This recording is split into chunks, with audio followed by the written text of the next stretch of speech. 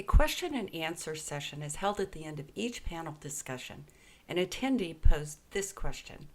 I find that supporting patients through a vast lifestyle change required to avoid and eliminate EDC chemicals from the body is a challenge. So how does each of you support that? Here are the panelists' replies. I think that many of us spoke about the main concept of emunctories, though nobody brought up the word emunctories yet.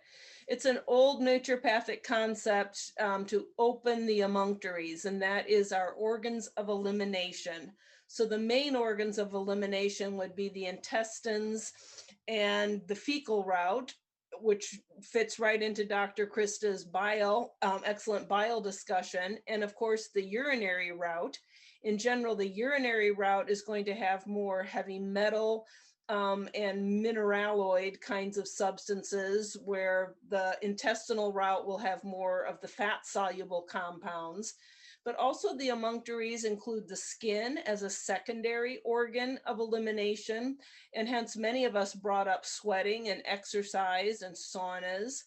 And then internally, the lymph, perhaps not an organ of elimination or an emunctory proper, but necessary to gather up all of those toxins and harmful compounds from a wide area of the body, the whole body basically, and helping deliver them into the bloodstream so the bloodstream can get them to the kidneys and to the liver. And I love what Dr. Proefrock was saying about targeting specific areas with hydrotherapy and speeding up elimination, particularly in the problematic tissues, by using lymphagogues or using heat or targeted hydrotherapy. Especially with lifestyle stuff, we've got to meet people where they're at. Everyone has their particular challenges in life, and the person who has 3 children at home and is dealing with some chemical sensitivities, how do we help them along to the place where they're wired, they're tired, they don't feel like going and taking a walk? And so sometimes it is about creatively inspiring people kind of on that one-on-one basis of what could we accomplish? How could we get some sort of physical activity? How do we engage in some sort of avoidance, especially because it is true that sometimes when a person has a multiple chemical sensitivity or a mold exposure, sometimes the people around them, they don't see them necessarily as being sick, right? They look fine, but they struggle with a lot of fatigue and a lot of just achiness. So getting up and moving isn't something that they necessarily want to do, but it may be the only way that they can, eliminate some of the, especially free-floating, low-hanging fruit of EDCs that are available to be moved that way.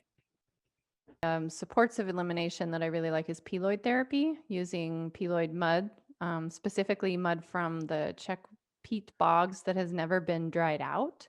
One that's kept moist. All of the probiotics are still in there, and the enzymes and things. And if they have a bathtub, it's just basically you're taking a bath in dirty water. And if they don't, they can put it on localized areas. So, I saw in the chat, someone said, what about chronic kidney disease?